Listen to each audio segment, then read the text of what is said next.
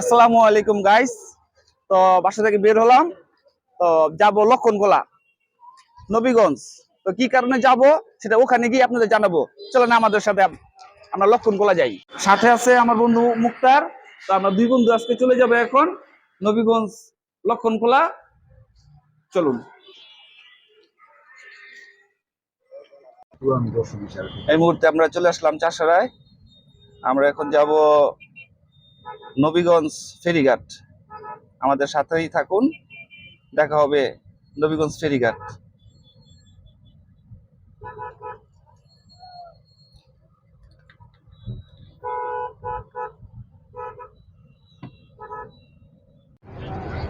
আমরা দেখতে দেখতে চলে আসলাম নবীগঞ্জ ফেরিতে।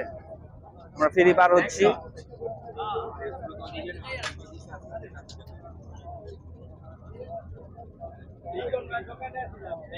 আমাদের নারায়ণগঞ্জের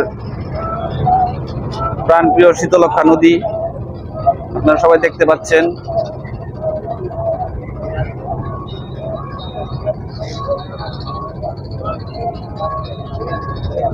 ফাইনালি চলে আসলাম লক্ষণখোলা।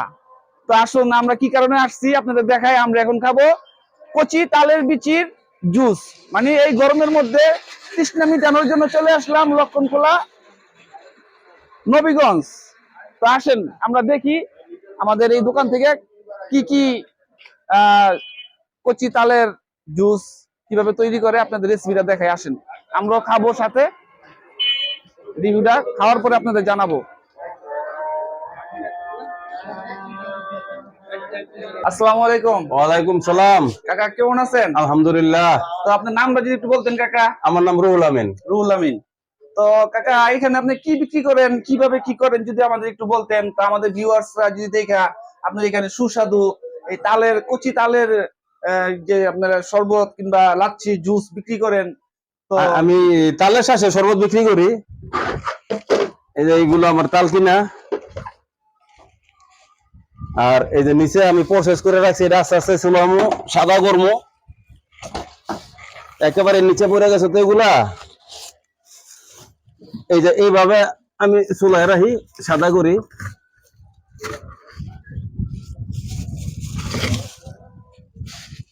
এটা হচ্ছে আমার প্রসেস। এগুলো প্রত্যেকটা এরকম হবে। আচ্ছা যাই হোক, তো আঙ্কেল এই আমরা তো এতদিন জানতাম বেলের জুস, বেলের শরবত, কেউ আপনি তৈরি করে লেবুর শরবত, বিভিন্ন জুস তৈরি হয়। তো হঠাৎ করে আপনার কেন এই ধরনের চিন্তা হইলো যে তালের বিচির জুস তৈরি করে এরকম আমাদের এই গরমের মধ্যে তৃষ্ণা মিটানোর জন্য এই জুস আপনি খাওয়াবেন আমাদের, এই চিন্তাটা কোত্থেকে আসলো আপনার? আমি লেচুর জুসও তৈরি করছি, ভালো লাগে নাই। বেল দাও করছি, ওইটা আমার কাছে ভালো লাগে নাই। এরপরে ট্যাং দিয়ে তো আছে লেবুর শরবত, এরপরে পুদিনা পাতার শরবত, আমের জুস। কিন্তু লাস্ট মুহূর্তে আমি এটা বানালাম যখন আমার কাছে খুব ভালো লাগলো। তা আমারই এক ছোট ভাই ডালিম, লক্ষণগোলা তার বাড়ি, সে তার একটু খাওয়াইলাম ফার্স্ট।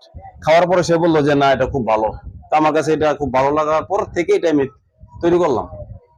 এরপরে এটা আস্তে আস্তে আস্তে আস্তে মোটামুটি ফেমাস হয়ে গেল। যাক আলহামদুলিল্লাহ। তো আমরা এখন এই রুহুল আমিন ভাইয়ের হাতের কচি তালের বিচির জুস খাবো। খাওয়ার পরে আপনাদের রিভিউ জানাবো যে তার জুসটা আসলে কেমন। তো সবার কাছ থেকে শুনলাম যে না, তার জুসটা নাকি অনেক টেস্টি। তো এই গরমের মধ্যে আমরাও আসলাম নারায়ণগঞ্জ থেকে এই রুহুল আমিন ভাইয়ের জুস খাবো।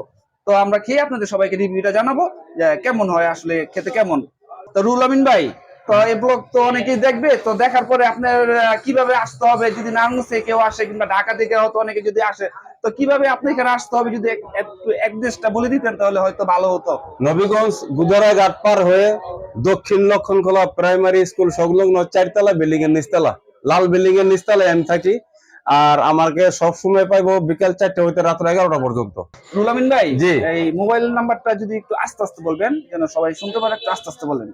01941584730।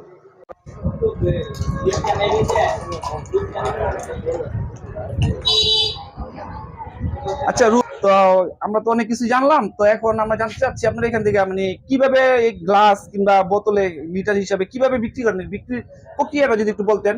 গ্লাস- কোন নাম কোনটা কি কত মূল্য কিভাবে? গ্লাস প্রতি 25 টাকা হ্যাঁ। আর লিটার 100 টাকা। যাই হোক মানে এক গ্লাস 25 টাকা। এক গ্লাস Water। জুস মানে এই কচি তালের চাষের বাংলায় হয় শরবত। আচ্ছা যাই হোক, তো এক গ্লাস 25 টাকা আর লিটার 100 টাকা। 100। তো খেয়ে দেখি কেমন। তখন ঠান্ডা হয় না, এটা ঠান্ডা হলে এটার তো আপনারা যারাই ব্লগ দেখে আসবেন অবশ্যই রুহুল আমিন ভাইয়ের দোকানে আসবেন, খুবই টেস্টি মজাদার। সবাইকে ধন্যবাদ। ভাইয়ের নাম কি? আশরাফুল। আশরাফুল ভাই, আপনি কি এই কচি তালের বিচি শরবত খাওয়ার জন্য আসছেন? জি আসছি এখানে। তো খেয়েছেন ভাই? হ্যাঁ জি, আমি এর আগে খেয়েছি, আজকে আবার আসছি। আসছেন। বাসা কোথায় ভাই? আমিনে, বন্দর আমিনে। তো মানে ওখান থেকে আসছেন এখানে এই হ্যাঁ, জুস তালের খাওয়ার জন্য আসছি। জুস খাওয়ার জন্য। হ্যাঁ। তো যাই হোক, তো জুসটা তো মনে হয় হেভি, অনেক হেভি। হ্যাঁ, অনেক ভালো। যাই হোক, তো আপনাকে ভাই অনেক অনেক ধন্যবাদ।